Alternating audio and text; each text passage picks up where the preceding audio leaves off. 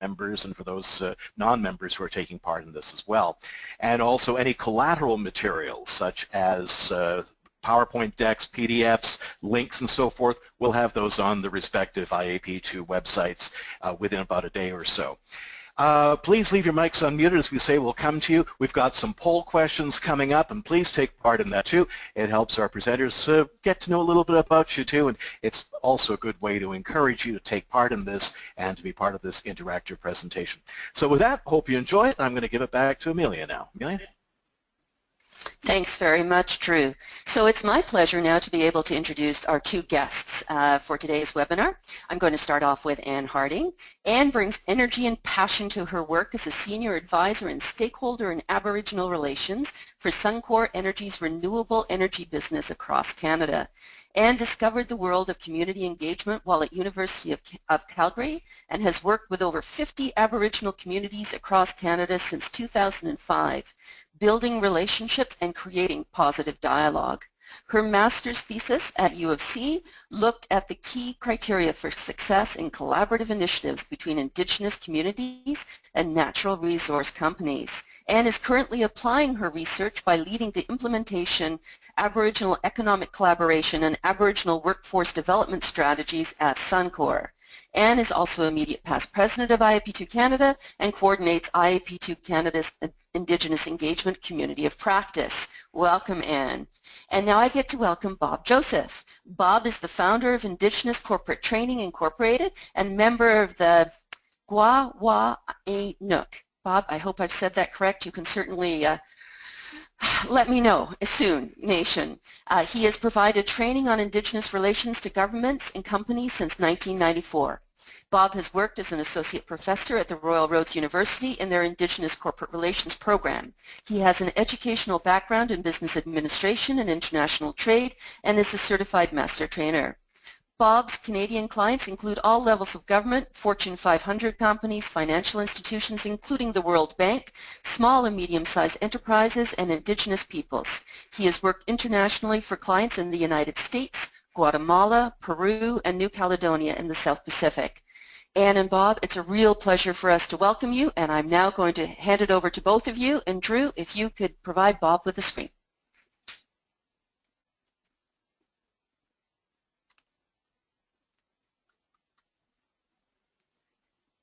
So Bob, we're just going to get you to unmute your mic. There you go.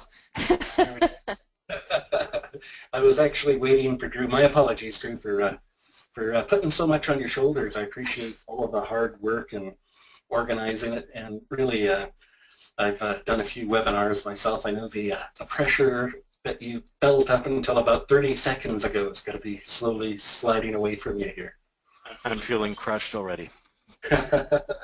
Good. And thanks, Amelia, and looking forward to talking with you and working with you on this webinar for all of these great attendees. Excellent, Bob. So we're just going to ask you to put your screen into slide mode so that we can see your full screen. That would be wonderful. There we go. Let me know when you see it on your side there. We're good. 2 thumbs up all over to you. All right, thank you very much. Well, I appreciate this chance to come and talk about the United Nations Declaration on the Rights of Indigenous Peoples, and in our conversations, I sort of came up with this title, Indigenous Peoples' Voices in Public Process. It was something I think, Anne, that you had said to me, or maybe even Amelia, and I just wanted to make sure that, you know, that was the focus I put on this presentation, and that, you know, sort of where I was coming from. I also created a little ebook. I know, Drew, you probably have shared it with everybody, and the topics are actually articles that I've written for our blog, and so I just compiled them into an ebook with clickable links, so you can go and actually have a read back of everything I'm saying. I'm actually just going through my own blog notes when it comes to this presentation here this morning. So on the subject of UNDRIP, oh, and I should say, Amelia, that was a great job on the pronunciation. I just needed to say that, to clear that up. You're asking for feedback. I know, like, Huawei is a hard one to pronounce for many people, so kudos. And for all of the listeners, it is one of the things when you are working with Indigenous peoples, both in Canada and around the world, that we do encourage people to really work hard on the pronunciation of community names and people's names. They do place high emphasis and high value, and it's all part of that relationship building process. So there you go. Just to kick us off, a quick conversation about what UNDRIP is. So way back in September of 2007, the United Nations passed a Declaration on the Rights of Indigenous Peoples, which was adopted by 144 countries, with 11 abstentions and 4 countries voting against it. And the 4 countries were actually Canada, the United States, New Zealand, and Australia. By the close of 2010, I should just note that all 4 dissenting countries had reversed their positions and endorsed the declaration, sometimes with conditions. So UNDRIP is basically a human rights instrument adopted by the UN General Assembly following over 2 decades of negotiations. It sets the standard for the treatment of Indigenous peoples and states, that the rights contained within it constitute the minimum standards for the survival, dignity, and well-being of Indigenous peoples around the world. And so certainly my thoughts come from that as a future hereditary chief of the Gwawe tribe. My dad currently is the hereditary chief. We're a patriarchal society. This is something that we would lean towards quite heavily, that they are minimum standards. And we really do think about our rights in terms of well-being of our collective nations. So UNDRIP contains 24 preambular paragraphs and 46 articles. While it doesn't have any legal teeth, it's a significant milestone in the march to protection and promotion of Indigenous rights of Indigenous peoples. Why were Indigenous rights not included in the Universal Declaration of Human Rights? UDHR was drafted in 1946 after World War II, but Indigenous peoples were not invited to participate. What is the purpose of the Declaration? To provide a mechanism to protect the individual and collective rights of Indigenous peoples, as well as their rights to culture, identity, language, employment, health, education, protection of traditional lands, as well as other issues. And what are the Declaration's principles in regards to rights to lands, territories, and resources? Article 26 states that Indigenous peoples have the right to own, use, develop, and control lands, territories, and resources they possess by reason of traditional occupation or use, as well as those which they have otherwise acquired. This right includes the relationship to coastal seas and waters and protecting them for future generations. Is free, prior, and informed consent, FPIC, covered in the Declaration? Yes, FPIC is dealt with extensively in Article 18, where it says Indigenous peoples have the right to participate in decision-making in matters which affect their rights through representatives chosen by themselves in accordance with their own procedures, as well as to maintain and develop their own Indigenous decision-making institutions. What were the main objections? So obviously there were those nation states that didn't support the Declaration, and their main concern had to do with the lands, territories, and resources, and free, prior, and informed consent when used as a veto. So nation states typically struggle with the whole concept of Indigenous peoples being able to stop projects, and FPIC they definitely feared would happen, and worked really hard to try to figure out what to do with it.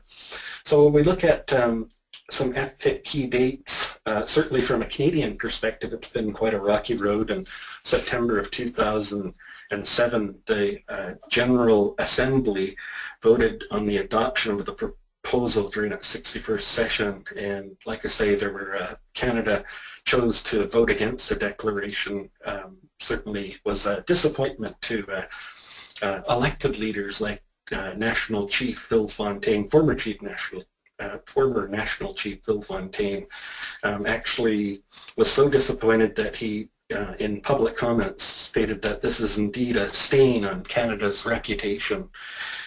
In December of 2007, they actually, the AFN and other Indigenous political leaders were lobbying the UN to invite Presidents Hugo Chavez and Evo Morales to Canada to put pressure on the government of Canada to sign the declaration, and certainly had some other thoughts there as well.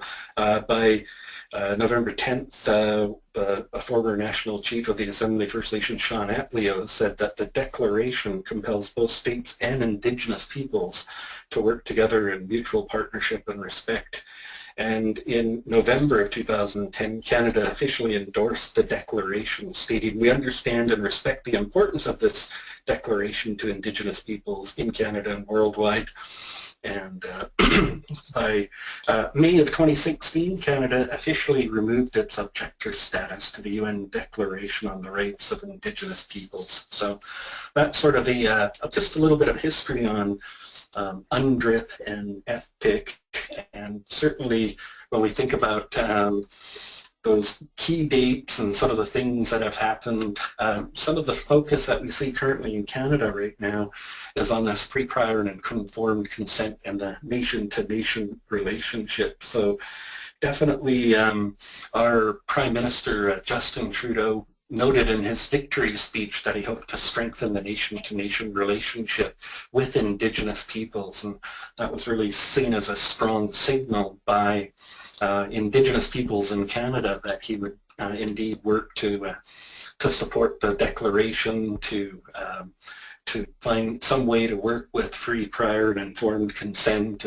and always at the heart of the conversation, though, is this notion of veto, and that still, I think, would have people concerned within the Canadian state when it comes to free, prior, and informed consent. I should just note that the nation-to-nation relationship in Canada is not a new thing. It's actually been going on even before Confederation. The Royal Proclamation of October 1763 really talks about a nation-to-nation relationship where Indigenous peoples and colonial governments would live alongside each other, peacefully coexisting, supporting each other economically, and even supporting each other militarily should things happen that would require that. So that's the sort of the historical backdrop to the nation-to-nation relationship, which we think will be strengthened, especially if the Government of Canada can push more towards the consent side. But like I say, they've really struggled with that whole piece. So when we take a look at sort of things from Indigenous peoples versus Aboriginal peoples perspective around free, prior, and informed consent, from an Aboriginal people's perspective, we've said constitutionally as a country that we're going to recognize and affirm the existing Aboriginal and treaty rights of the Aboriginal people in Canada. And in this act, Aboriginal peoples of Canada includes the Indian, Inuit, and Métis. The big challenge with Aboriginal peoples in Canada when it comes to consultation and engagement is that a lot of the case law doesn't really push towards consent. In fact, in some cases, rare cases, the courts have talked about it. In the Delgamuukw decision of December of 1997, the Supreme Court of Canada said that you know, we have to do more than mere consultation and engagement, and in some cases we might even need full consent of the Aboriginal nations whose lands are at stake. In the Mikisew Cree case, they sort of changed the language a little bit, I think, in terms of what they were hoping we would do as a country on the engagement piece, and they started talking about the need to reconcile the interests of the Crown with the interests of the Aboriginal nations and whose lands are at stake. So that's Section 35 stuff where we use Aboriginal peoples. Internationally, it's Indigenous peoples. Unlike Canada, there's no generally accepted definition of Indigenous peoples. Some nation states like Canada tend to think of it as the people who were here first at contact, while other nation states tend to think about it in terms of their nomadic peoples within their borders. So that's some of the I guess, conversation that's happening around Indigenous peoples. And again, when it comes to that engagement, public participation, Aboriginal peoples is a lesser standard than the free, prior, and informed consent of Indigenous peoples, and that's where a lot of the conversation is today. So that when it comes to the duty to consult, like I say, when we go out to engage with communities, we don't have to set up separate process, hire a warehouser, Taku River Tlingit. The Crown carries the duty to consult and not private companies or local governments. That the rights are collectively held, but it all turns on this this duty to consult and a lot of court cases that have happened really since December of 1997 to really try to give us legal direction on the duty to consult. And so in Canada there is a legal duty to consult. No development occurs, lots of policy and procedure. We all have to go and talk to them, but again, the big challenge is the not consent piece, that we only have to get their input, and it's still the Crown that decides when it's enough, as opposed to maybe getting agreement with communities. And on that subject, I should just say consent's a little bit of a moving target. So during the victory speech, Justin Trudeau, in about 15 minutes in, if you could check it out on YouTube, starts to talk about strengthening the nation-to-nation relationship with Indigenous peoples. And I realized that when I was watching it, I said to my wife, you know, somebody at the Department of Justice just had got a really big challenge thrown in front of them, because we've always tried to stay the course on Aboriginal peoples, and here's a new Prime Minister in a victory speech talking about Indigenous peoples. And so I thought maybe rookie Prime Minister, new to the job, just struggling with terminology like many peoples. I thought maybe a bit of a mistake, but confirmed it a little bit later on with the appointment of the Honourable Carolyn Bennett to the new Ministry of Indigenous and Northern Affairs Canada. And so I thought, okay, they're still moving towards this consent piece, and there's been a lot of conversation in the body politic about whether it includes a veto or not, and certainly from National Chief former National Chief Phil Fontaine's perspective, he starts to talk about a need to work on collaborative consent, and the Prime Minister even making comments about veto's a part of the problem. It's the wrong conversation. So we're still working on it. I think the conversation is still positive, and that people just have to sort out how do you do this around this sort of touchy issue of veto and the right to stop things. So what's a practitioner to do? Really, I think what would be most helpful for local governments, for businesses, for provincial and federal governments, they often think of things as risk management process. So that's, rather than waiting for actual direction, I think if you government direction, I think if you just start to push towards where all of this is going, I think in time there will be very meaningful nation-to-nation relationships, and we will be working very hard with communities to get their consent or collaborative consent. And so try to think about things as in terms of a risk management strategy. And just in closing really quickly, some very quick hints and tips for people about how we might do that personally in our jobs. Definitely do the research when we're working with communities. Make sure we're talking to the right people. Don't go in with tight timelines. People that go in with tight timelines, at least from a Canadian perspective, really leave themselves exposed, because if you just do the engagement in a timeline process, you've got 180 days to do this, but you don't get it right. They have the ability to do a judicial review, to take it to court, and that'll stretch your timelines out much further. Make sure you do protocol when you're working with the communities. Thank them for welcoming you to their traditional territories, and to start thinking about the world in that context. We are a country that recognizes that. And I know in my global experience, I see the protocol being very important everywhere we go. Don't treat them equally. They are different. Human rights are about differences ultimately, and the ability to be different and to maintain your cultural identity. And so if we think about people in British Columbia or Canada, the Nisga'a people, there is no other place in the world where there's Nisga'a people. So for them to be treated equally to other Canadians really means they have to give up who they are, which they're not prepared to do. And there's certainly UNDRIP and other things that allow them the space to maintain their cultural survival aspirations. Don't just go when you want and need something. Early relationships are going to be the key to this engagement, and ongoing the key is relationships, maybe not engagement. So I just throw that out there. Name dropping, I just came from the Gwawaynoth tribe, doesn't really help us when we're moving from community to community. We have to take into account they maybe have historical relationships, that kind of stuff. So name dropping, only with some research would we name drop. Recognize their autonomy. They are don't let other people speak for them. That's part of the problem with big public process. We'll select Bob Joseph to sit on our engagement advisory committee, and the first thing I could hear them saying is, why'd you pick Bob? He's not even one of us and doesn't know anything about us. And get the wrong decision maker. Definitely don't do that. And so back to some of the early comments just about UNDRIP here, where the in the document it actually says in government institutions of their design.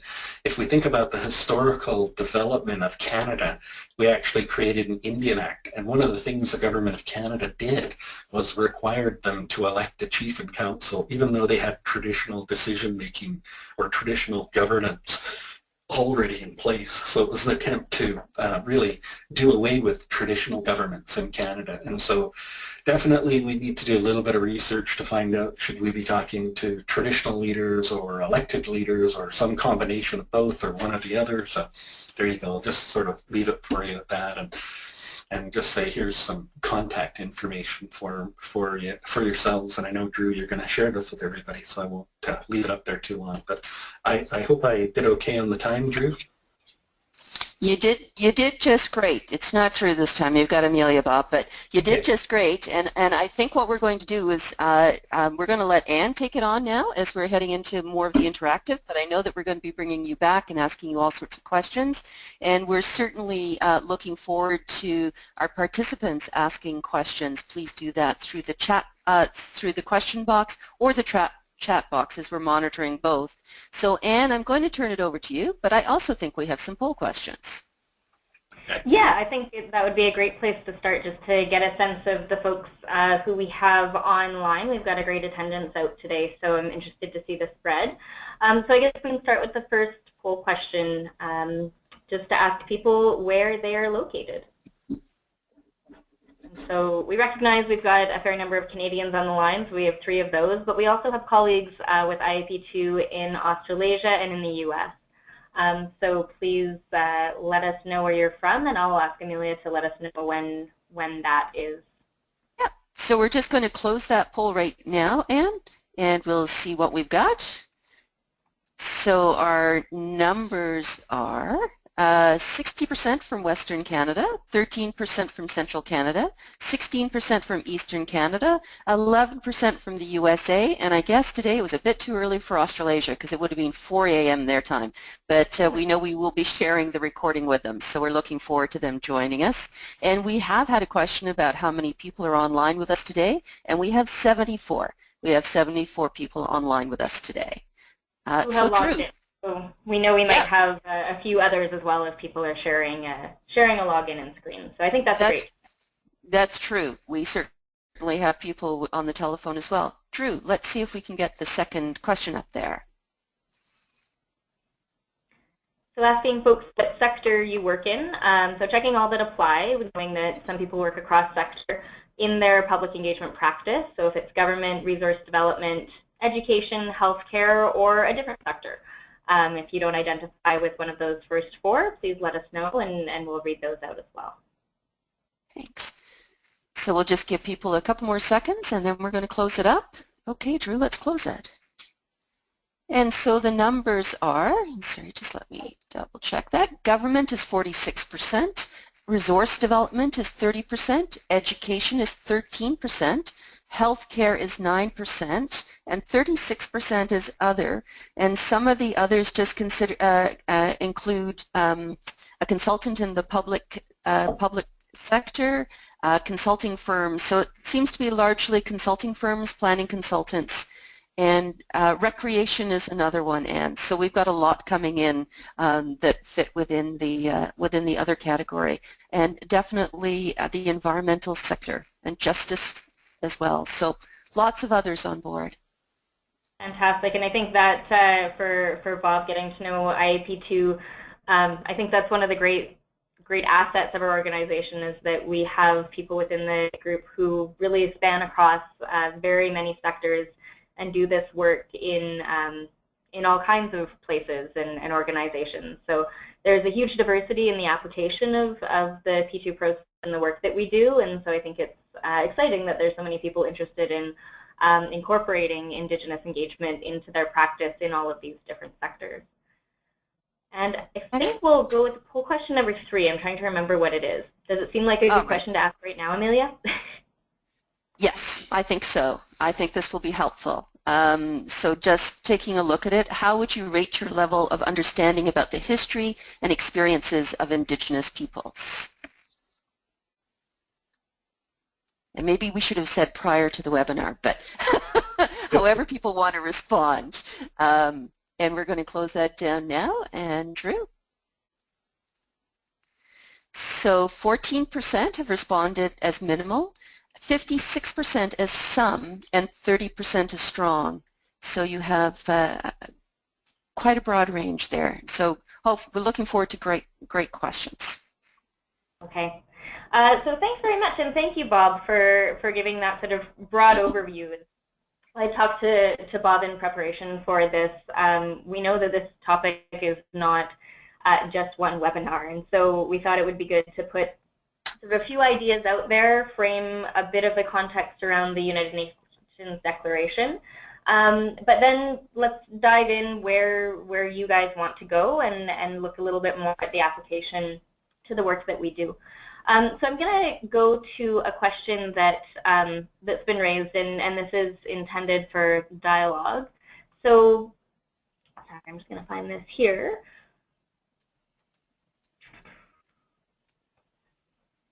So a bit more, Bob, you've said, you know, do your research. Is I think you ended off saying, do a bit of research to find out what the protocols are in different communities. Understand that each community is unique. But how do we know that? Where do we go to do that research if we're not just following a legal process that has a government telling us who to consult with? How do you follow Article 36 saying whose territory you're on? I like it. Great question. That's Article 25. My bad. Yeah, it comes up all the time. So on the research piece, our best tool is obviously Google or the internet if you've got a different server, maybe Bing. The kinds of things that I look for, the first thing I look for if you're working, just going by a lot of people from BC or Alberta or Central Canada, would be to go to the Government of Canada has a whole web base, ATRIS, Aboriginal Treaty Rights Information System. And so it's atris.com, and that would be the first place to start if we're contemplating working with a community, after, of course, you've looked at the community's website first. So if you're working with Tsleil-Waututh Nation, I would go to their website first. Then I would head over to the Government of Canada's website, atris.com, and find out. They'll have a lot of publicly available information about Tsleil-Waututh. They'll tell you that they were formerly the Burrard Indian Band and that they have these economic opportunities. Here's the current chief and council, and so that would be a good place if you're looking for even more information. The province of BC and other provinces usually have what they call consultation area databases that you can go and take a look at. So I definitely want to go and take a look at consultation area databases and start to figure out maybe who it is I should be talking to, and that's what they do. Their job is to, you know, have a map of territories and to show that kind of stuff. I would also, if we were in other provinces, just to acknowledge Ontario and the, you know, the prairie provinces. Certainly I'd be looking at any of the treaty offices that they might have there, where they could go and find out information about member communities and maps of treaty territories.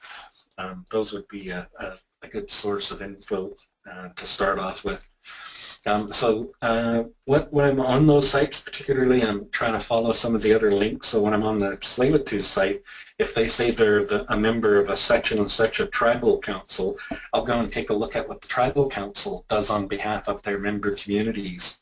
And so I think with just that little bit of research right there, you could start to get a really good picture of the community or communities that you're targeting. I would then, in order to track and see what's happening currently, I would definitely, I would use a tool like Google Alerts. I don't know if Bing has this or not, or any of the other browser systems that are out there, but with Google Alerts, if I was working with Tsleil-Waututh, I'd want to put the Tsleil-Waututh Nation in there. I might put in another alert for Burrard Indian Band. I might put in another alert for the people that I'm working with specifically. If it was a project that I was working on, I'd want the name of the project. And I'd just ask Google to send me weekly alerts on those key search terms. And what Google will do is all of the heavy lifting. It'll send you results back for who the, you know, the chief was there, and you put the chief's name in, it would send you the chief made comments on this project. So we let Google sort of do the heavy lifting for us, because we're probably, you know, we have other kinds of work that we're doing, but it's a way really to track people and communities and issues in a really easy, and it's free, Google Alerts, cheap way to do that. So a combination of research and Google Alerts. And then the last thing I would do is I would try to find people in both levels of government, federal and provincial governments, who if I know they've done any work there, I could go and ask questions. Just a quick phone call. Hey Ann, I haven't worked with Tsleil-Waututh before. Can you give me any pro tips, any things to watch out for? So I'd make a couple of phone calls to both federal and a provincial government. I would also maybe try to have a really good consulting friend that I could phone and ask information about a particular community. So if you do all of that, it shouldn't take you a whole bunch of time, but you'll be way more prepared than most people that don't and go in assuming the wrong things. So there you go. I hope that helps. Did I stay on track with the question? Yeah, you definitely did. And there's a ton of layers to it that I think we'll get to as well. I'm actually going to put one other poll question up.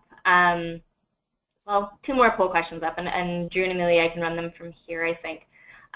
So we have a few other questions coming in, and I'm trying to get your sense for the next sort of 20 minutes that we've got together, where we should be spending our time and focusing. So I think I've launched a poll.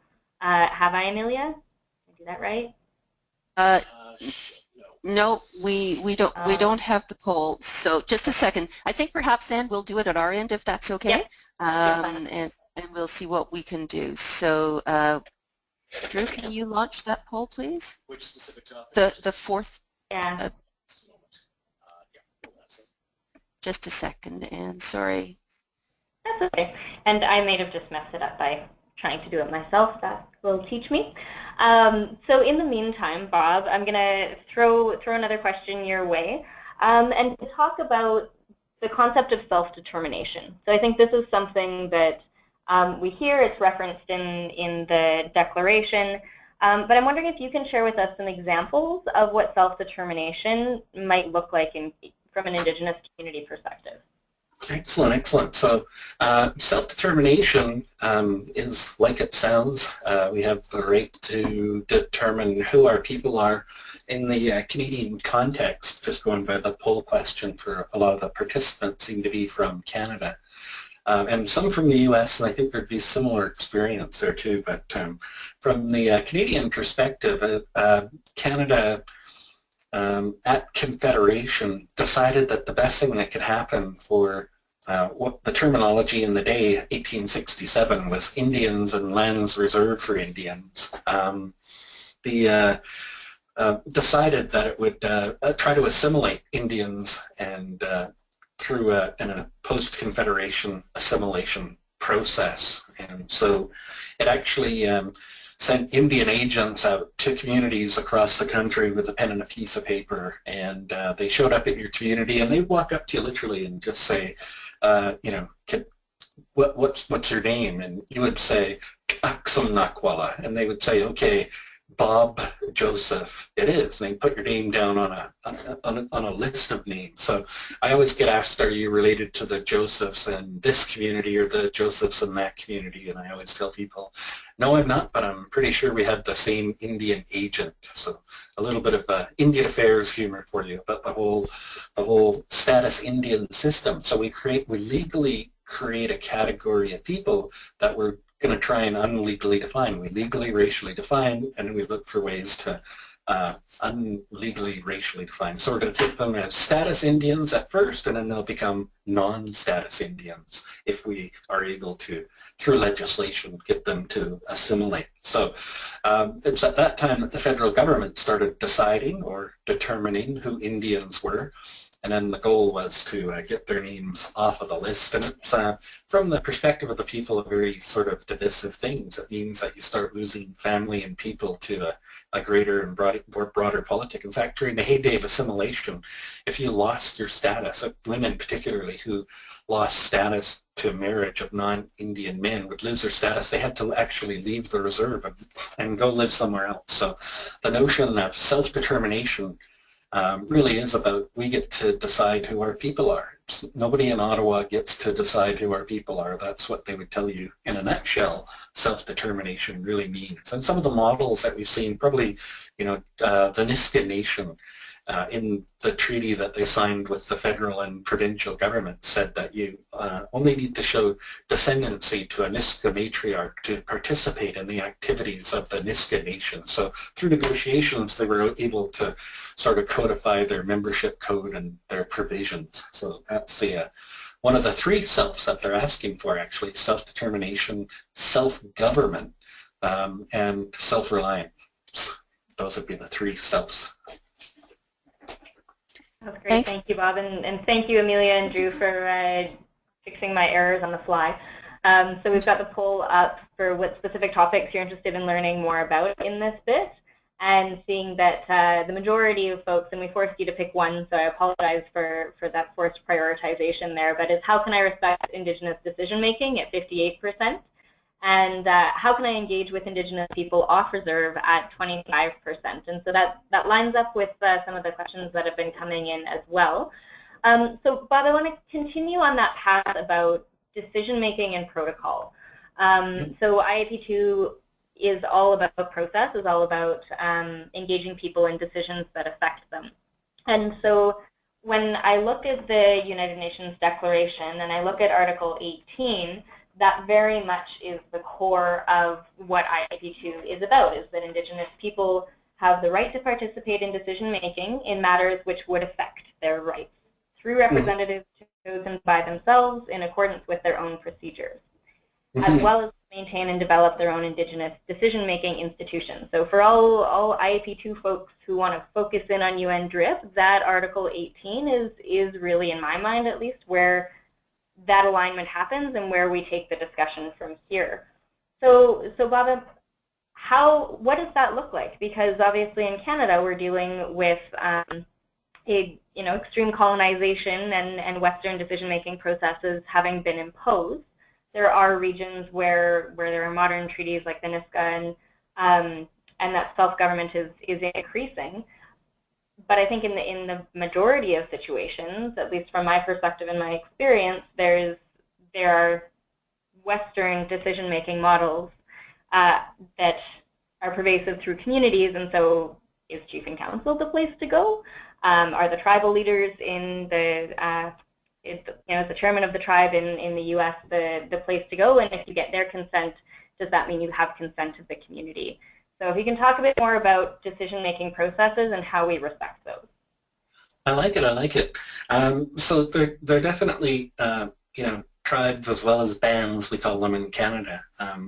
Part of the process would see them begin to elect the chief and council. Like I was saying, it's really a direct imposition on self-governing communities that they are required to begin to elect people.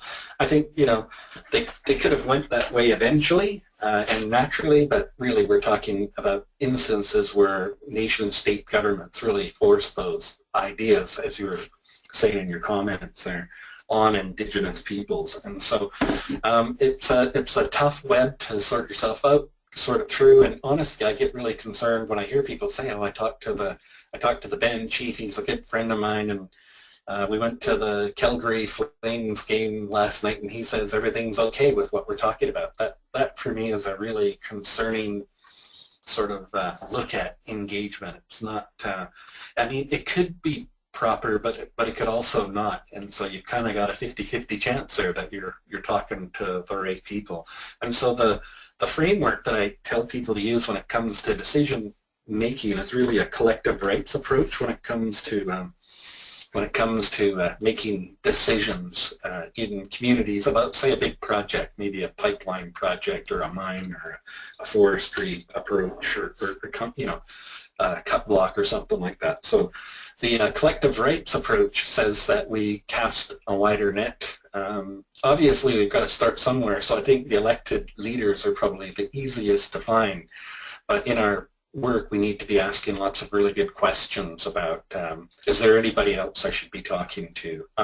Sometimes the elected leaders don't want us talking to anybody else, and that's problematic for the practitioner as well, because that means they're gatekeeping. You really are at the mercy of a gatekeeper. And I say mercy. I've seen really good treaty packages get voted down. I've seen good impact benefit agreements get voted down because the community didn't know what the elected leader was doing. And so if we want to sort of take a different approach, we think about the rights as collectively held, and we try from the beginning to figure out how to talk to a collective group of people. So we're going to take what we do on a macro level for communications and engagement, and we're going to apply it right in a community of 50, 200, 300, 500 people. We're going to do the same kinds of things. We're going to talk to the elected leaders. We'll find traditional leaders. We're going to talk to the grassroots people.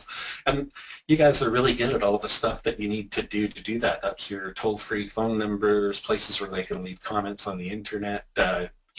Going to public events, you might shift up the strategy a little bit and go to powwows or potlatches or feasts. Try to find places where they're gathering to collect input on the participation or during the participation process, just to try and get some feedback. And then when it comes to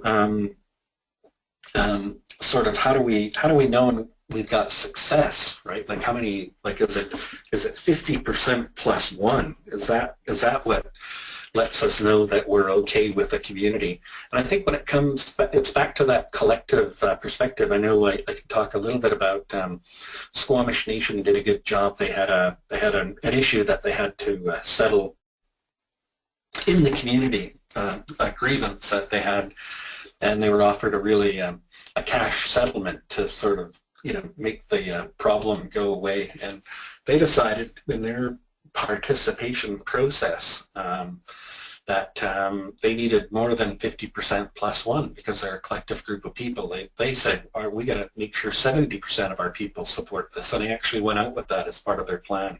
Part of their public participation plan really included town hall sessions. They said and this would be probably different than most of the metrics that you folks might use, where they actually said, we're going to run town hall sessions until people stop showing up, because that's when we'll know we've sort of satisfied their interests and concerns. So I thought that was a really neat metric in terms of, public participation on a micro level with an Indigenous community. So definitely some good good insights. But like I say, a collective approach, if you're talking to a collective group of people, that would always be most helpful. It'll help if you put the focus there. You don't have to wait until this issue between the traditional and the elected leaders and all of that stuff has to get sorted out. Because you can do that, it just takes a long time for it to get sorted out, or we can just go in with this collective approach.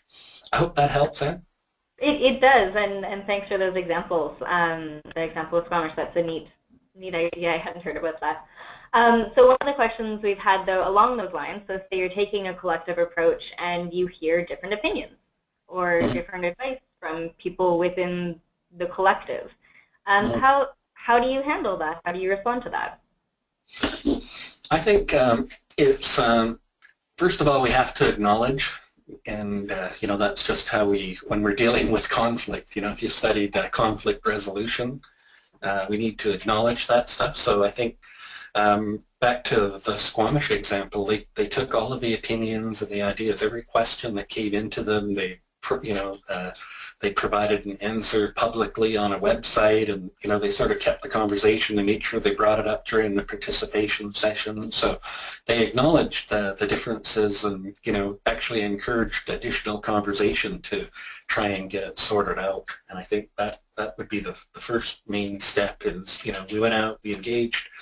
Here's what we found, here's the places of support, here's places where they still have issues, and let's work on these issues, right? If you look at, you know, there's a couple of big pipeline projects that are really struggling right now, and it's because a really small section of the community is not comfortable with what's going to happen. In fact, they're kind of two different examples. One, the elected leader really wants it, but the community seems to be saying no. And then in another, there's a small group of people within a larger community who are unhappy with it. So we need to make sure that we get those sooner than later. The problem with, you know, finding out after we've done the engagement is it's hard to go back and mend fences and build the trust and to do that kind of stuff, right? So if we want to do this, we've got to do the open, transparent approach and make sure that we acknowledge and we're providing answers, and so I think that's sort of the best thing that we can do.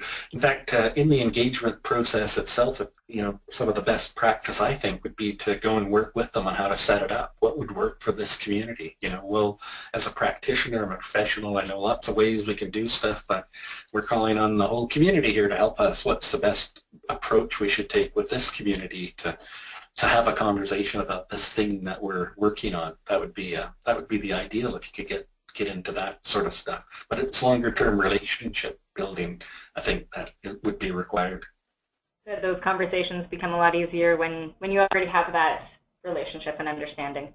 Yeah, most of the people that we struggle with the tight timelines, that's what's killing them, right? They're hiring the practitioners to run it. I need this answer in 180 days, and it's you know, it's hard to get that. In fact, you know, you're risking your reputation and, you know, all kinds of stuff there. It would be better if we had just a little bit more time. They're you know, common messages are they're not against development, but it can't be development at all costs. So if we can find out what their concerns are, it might be possible to actually do this. But to be able to listen to their concerns is probably another big challenge in there as well. You know, in the West Moberly decision, it turned on a herd of 12 caribou. A big mine wasn't going to get built because of a herd of 12 caribou. And people were just, you know, in a rush to get the development approved. And anyways, it ended up in court, and, you know, eventually they were sent back for, you know, more engagement with some harsh words from the courts on, you know, they gave you concerns. It doesn't seem like anybody wanted to listen to them, and we're not prepared to see that happen. So go back and do it again, you know, if you're still interested. So it really is the listening becomes critical in that process too. Listening to the little. Yeah, thank you. And I think that a lot of that line aligns with the IAC2 core values that, you know, having input from participants in designing how they participate and being transparent about what input was received and how it was addressed, and allowing people to participate in a meaningful way. So very much aligning with the work that we definitely endeavor to do. I've got just one quick question, somebody wanting to clarify, when you were talking about the NISCA, the three selves, self-determination, self-government, and there's another one. Self-reliance. Self-reliance, okay, just clarifying that. And so now I want to shift a little bit into an urban context, or into a context where it's not engaging, you know, it's not two-way engagement where there's, say, a decision maker, whether that's a developer or a project or a government engaging just with an Indigenous community in a specific geography. But what about our practitioners who are working in urban contexts in, say, for a municipality or for a city, and they're looking to build a light rail transit line or look at park redevelopment or even education or healthcare programming? What is Indigenous engagement and even UNDRIP, how does that apply in a context of broader public participation processes? And I'm going to wrap into that just a question I had in advance, where somebody said they've been told that Indigenous people don't like being referred to as a stakeholder or as the public. And so I'm going to ask you to address that as well. All right, which one do you want me to tackle first? All of them. All of them together in 5 minutes. Actually, Amelia, I just wanted to clarify, how long are we on this webinar for? We do actually host the webinars until 1/4 the hour, but we often lose most people right on the hour end. So you have about 25 minutes left, but if you can get most of it in within the next 10 to 15 minutes, that would be great. Okay, good stuff. So yeah, Bob, go. I'm just going to turn up my rate of speech another notch here, and sorry, I'm using myself here. Stakeholder, I'll tackle that one first. Yes, anything that you can do to pull a stakeholder out of the vernacular would be appreciated.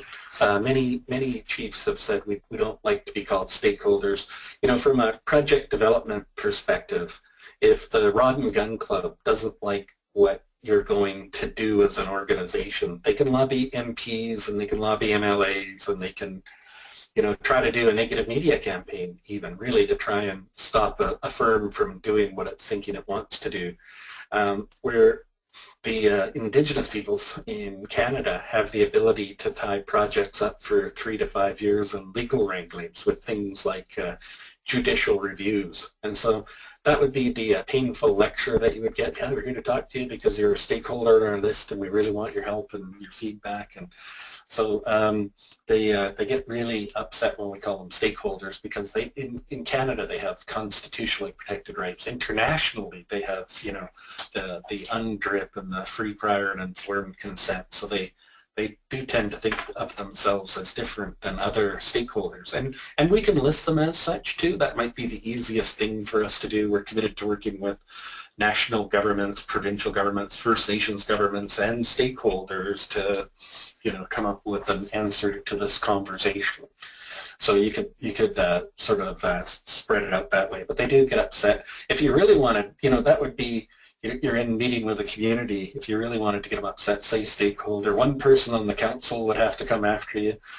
Throw in Crown lands. Hey, we're here to talk to you because you're a stakeholder in our list about Crown lands. That Crown lands comments, the bench clearing brawl, they will definitely have issue with that, especially in Canada where they weren't conquered and they didn't assimilate. And in fact, actually in a recent case, the Tsilhqot'in case, the court actually awarded the land not to the Crown, but to the Indigenous peoples. So those would be some of the issues that they'd have around terms like stakeholder and Crown land. And certainly if you get a copy of the ebook that I know Drew is going to share with everybody, you can go download all of our hints and tips about what not to say, and those would be a couple that would rank high. Now, in urban Indigenous engagement, I think, you know, you think about a place like Vancouver, you actually have some communities. So you've got Tsleil-Waututh, Musqueam, Squamish, Semiahmoo, Tsawwassen. So there would be some engagement that we'd do that way. But I think more specifically, you're talking about Indigenous peoples in the urban setting. So I'm thinking that your consultation and engagement would be with organizations in the urban setting. And top of mind would be friendship centers would be a good place to go and meet.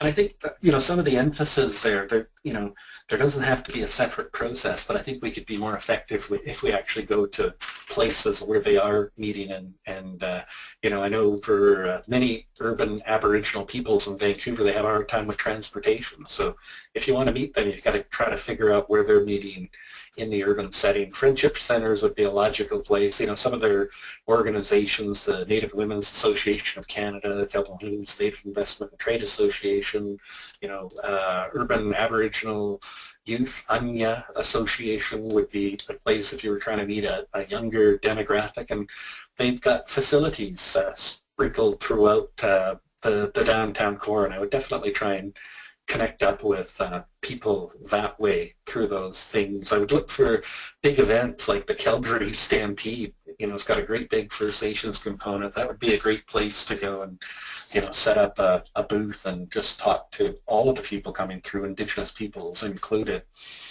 So I'd do that. I'd look for major sporting events. So the first all-nations basketball tournament in Prince Rupert, it's attended by hundreds of communities, and it all happens up in Prince Rupert once a year. So those would be great places to go engage in the urban setting with urban Indigenous peoples. Definitely those big events. I know Squamish has a powwow this weekend, so that would be those would be the kinds of places that I'd want people to go and do that.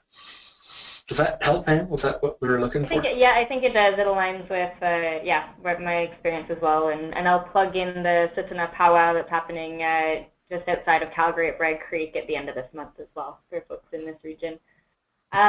Just looking through, noting our time here, I've got a question. Bob, interested in hearing your views of the Casca Collaborative Agreement. I would love to share them, but I don't actually have any. But I'm gonna write it down and go have a look at it. But anything with collaborative, in my mind, is sending the right message. Fair enough. Yeah. That's good. And so I know we have some folks on the line who are part of the government and part of a government body, whether that's provincial or federal.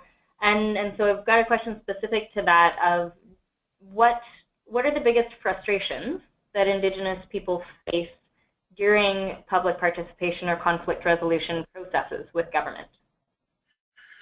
I think part of it is we tend to come across, I met this guy, Joe Gosnell from the Nisga'a Tribal Council years and years ago, and he had been at the table negotiating treaties for 27 years on behalf of the Nisga'a and with the Nisga'a, of course, and but a great leader, great man. Went to school with my dad in residential schools in Ulrich Bay.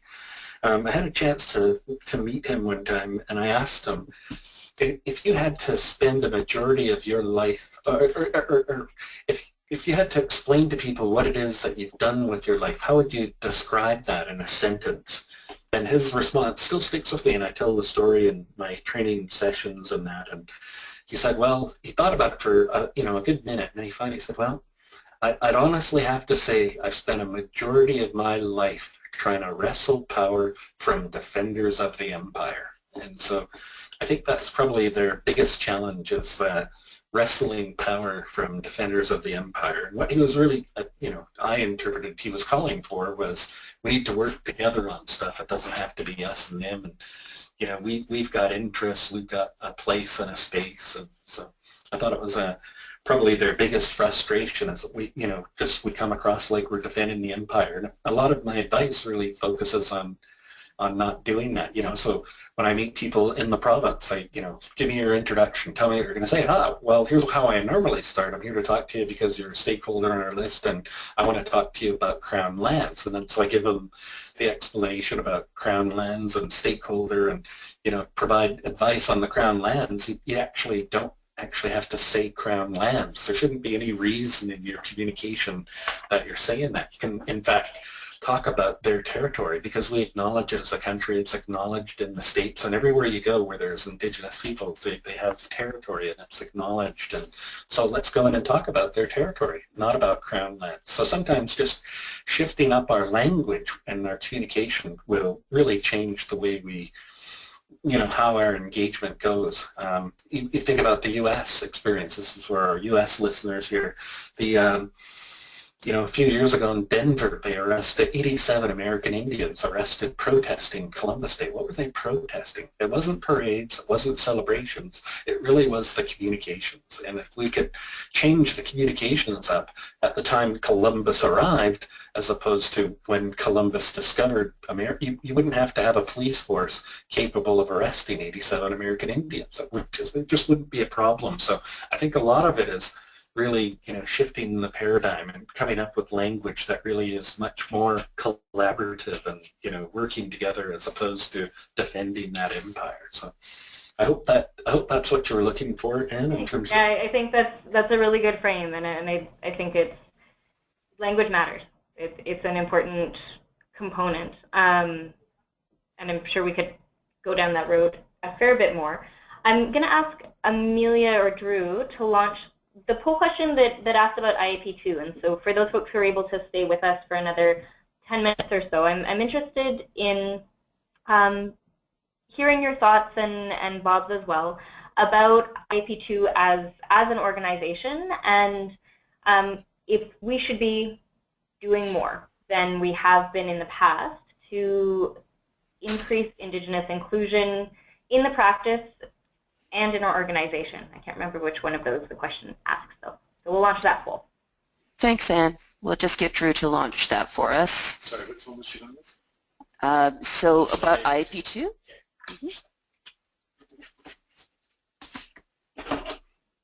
So this is a very quick question, so if we could ask people to respond to it. And Drew, let's close it right now.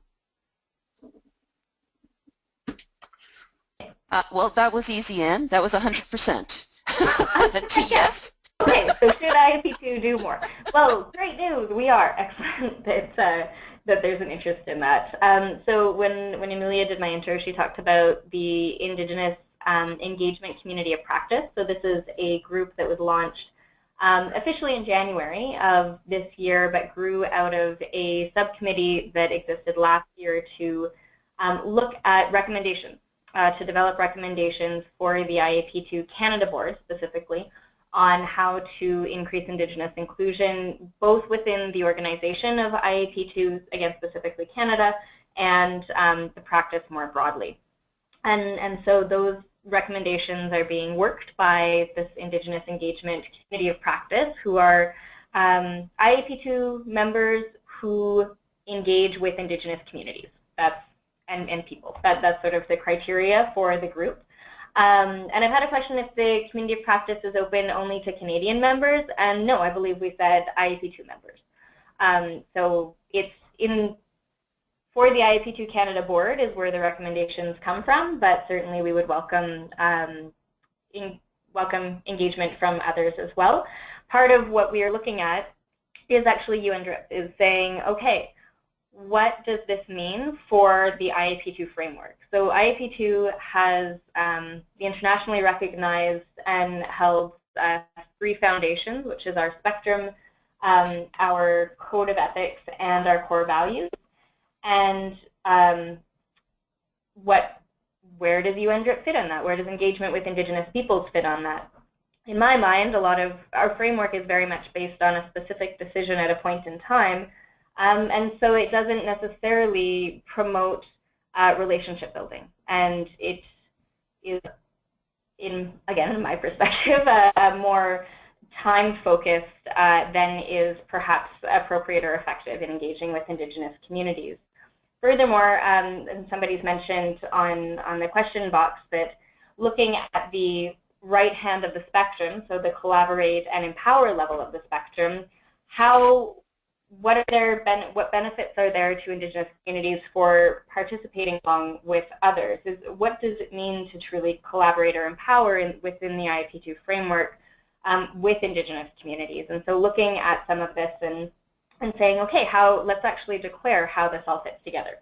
So all of that is my plug for, if you want to be part of this conversation, to please do feel free to join us and look to us to continue to raise this conversation.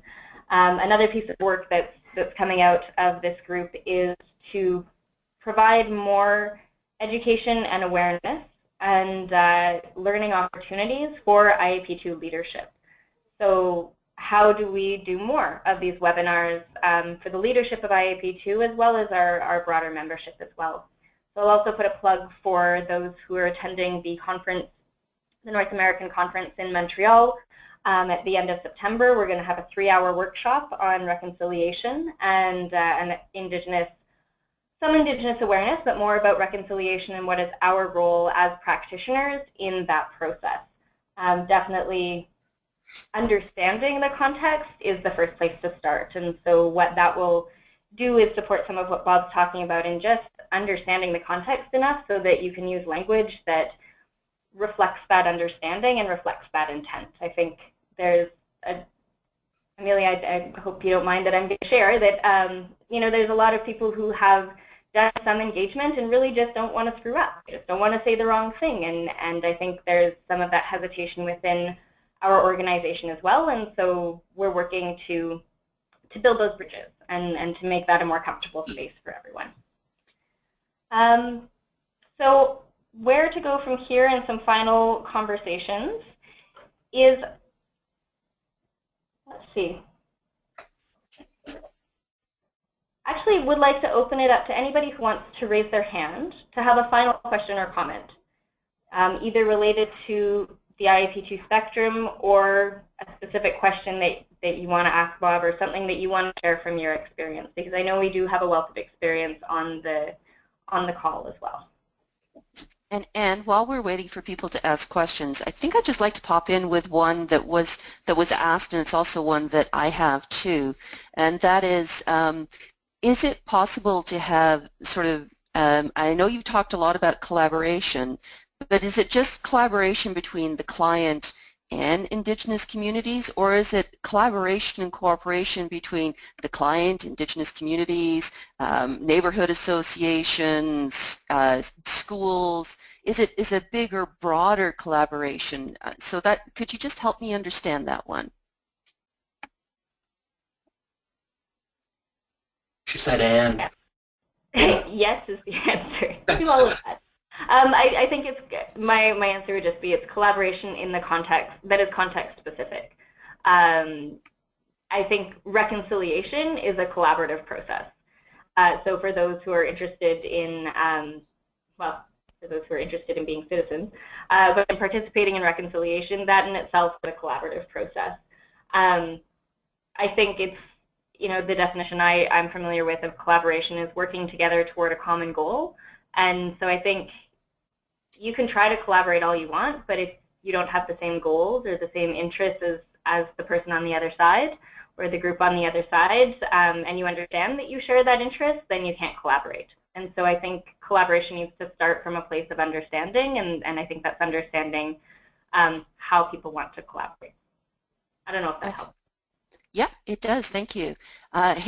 Nice that Anne just passed the torch. You took it on for you, Bob. It was good. We have John Emery on the line, and he's raised his hand. So, John, you've muted yourself. So if you want to unmute yourself, you can ask your question. Go ahead, John. Oh. It looks as so John's mic's open, but apparently we're not able to hear him. So John, if you wanted to send us a question, we'd be happy to do that as well. Perfect. So and we just had one other question come through about how to contact to join the Indigenous Engagement Community of Practice. So you can just send Amelia a note at info@iap2canada.ca.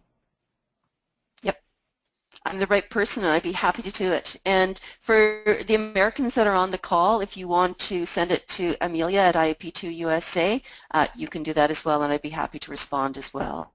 So, Anne, I'm just looking to see if there's any other questions coming in. I don't see any.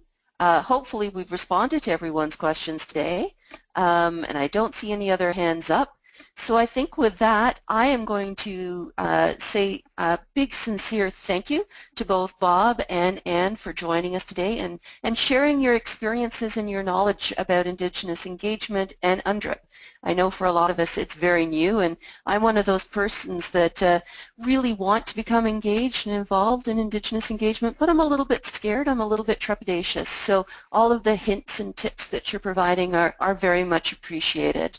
I would like to remind everyone that we do have another learning webinar coming up in August 9th. It will take place at 2 p.m. and we're going to focus on research at our next on our next webinar. We'll be taking a look at the white papers that were created for IAP2 and sharing a little bit more about that. So we're hoping that people will join us for that. But just before we close up, I just want to give the last word to Anne and Bob and as we sign off. So Anne, over to you and then to Bob.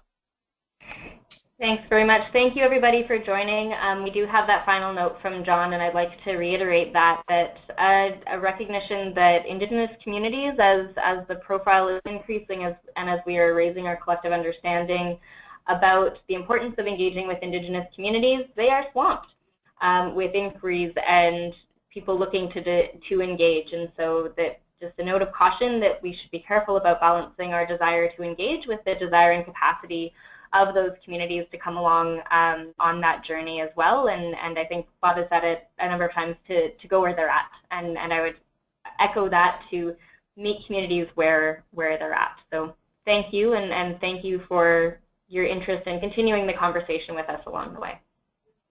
So Bob, over to you. Thanks, Anne. I just want to say thank you very much for the opportunity to come and meet with the IAP2 crowd again. I've done it in the past, and it's always great to hear the kinds of questions that people are looking for. And great working with you again. And Drew, way to pull this webinar together and do the hard work behind the scenes there as a webinar organizer. So and to the IAP2 practitioners who are listening, we really hope you got a lot out of it. And you know, I don't mind people reaching out and asking questions afterwards if you feel like you didn't have enough time. And yeah, good luck working with the communities. I think it becomes more, not less. It becomes harder, not easier, but for the right people with the right training, with the help of an association such as yourselves, I think the opportunities are incredible and super rewarding too, because from our perspective, you'll be helping save our nations, help them grow and strengthen and really have a place and space within the broader society. So thank you very much, everybody. Thanks so much, Bob. And we've just got one comment I'll just plug in there from David, saying that the Assembly of First Nations Annual General meeting is streaming live right now for anybody who's interested. So just look at Assembly of First Nations. So if anybody's interested in understanding what those decision-making processes look like, there's a live opportunity. Thanks, Anne. And just a quick reminder to all of the participants that we will be sharing today's recording and Bob's ebook that he talked about, and any other materials that Bob and Anne provide to us, including links and PowerPoints and things like that. So more information to come from us over the next 24 to 48 hours. So thank you very much for participating. We look forward to seeing you next week. Please never hesitate to get in contact with us. We love to hear from you, and you can contact us, Bob or Anne, if you want to know more about today's webinar and have future questions on that. Thanks, everybody. Take care. Have a wonderful day. Bye-bye now.